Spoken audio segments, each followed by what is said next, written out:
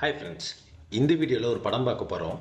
அந்த படம் நிறைய முறை ரீமேக் பண்ணப்பட்ட படம்னு சொல்லிட்டு கின்னஸ் வேர்ல்ட் ரெக்கார்டே பண்ணியிருக்கு. அது என்ன படம்னு பார்க்குறதுக்கு முன்னாடி நம்ம சேனலை நீங்கள் சப்ஸ்கிரைப் பண்ணாமல் பார்க்குறீங்கன்னா ப்ளீஸ் சப்ஸ்கிரைப் பண்ணிடுங்க.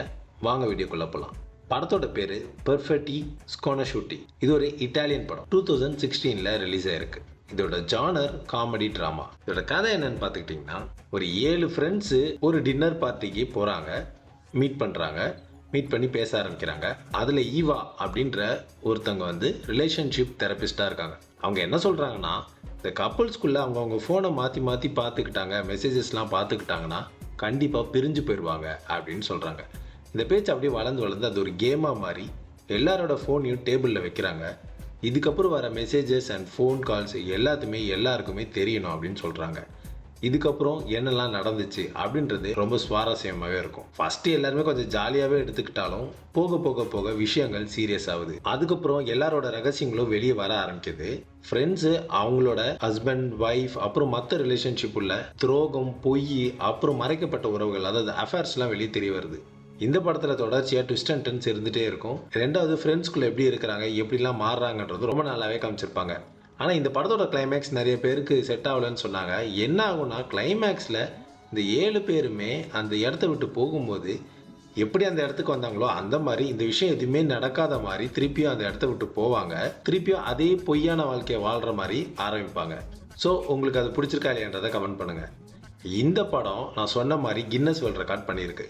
28 முறை ரீமேக் பண்ணப்பட்டிருக்கு இந்த படம். எனக்கு தெரிஞ்சு இருக்கிற எல்லா லாங்குவேஜுமே ரீமேக் பண்ணியிருக்காங்க தான் சொல்லணும். என்னென்ன கண்ட்ரியில் ரீமேக் பண்ணியிருக்காங்கன்னு பார்ப்போம். Greece, Spain, Turkey, France, South Korea, Hungary, Mexico, China, Russia, Armenia, Poland, Germany, Vietnam, Japan, Slovakia, Romania, Netherlands, Israel, Egypt, Lebanon, UAE, Norway, Indonesia, Azerbaijan, Iceland, Denmark. இது இல்லாமல் இந்தியாவில் மட்டும் 3 முறை ரீமேக் பண்ணியிருக்காங்க.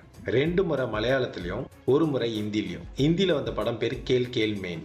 மலையாளத்தில் 1001 நுணகள் அப்படின்னு ஒரு படம், அதாவது 1001 பொய்ன்னு அர்த்தம். அடுத்த படம் 12th மேன். இந்த 12th மேன் படம் கொஞ்சம் டிஃப்ரெண்ட்டாக இருக்கும். ஏன்னா இதில் கொஞ்சம் த்ரில்லர் எலிமெண்ட் ஆட் பண்ணியிருப்பாங்க.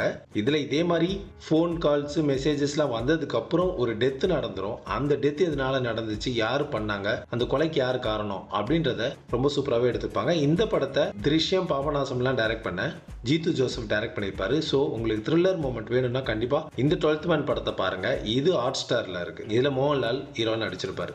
நான் சொன்ன இந்த இட்டாலியன் படத்தோட இங்கிலீஷ் டைட்டில் பெர்ஃபெக்ட் ஸ்ட்ரேஞ்சர். இந்த படம் நிறைய இன்டர்நேஷ்னல் ஃபிலிம் ஃபெஸ்டிவலில் ஜெயிச்சிருக்கு. ஏன் இந்த படம் இந்த அளவுக்கு ரீமேக் பண்ணியிருக்காங்க அப்படின்னா, இதோட screen play and the content இது உலகளாவிய கண்டென்ட்டாக இருக்குது. ஏன்னா எல்லா கண்ட்ரி, எல்லா மக்களுக்குமே இது கனெக்ட் ஆகக்கூடிய ஒரு எமோஷன். இன்னொன்று, இந்த கண்டென்ட் கேட்கும்போது இன்ட்ரெஸ்ட்டாக இருக்கனால நிறைய ரீமேக் செய்யப்பட்டிருக்கு.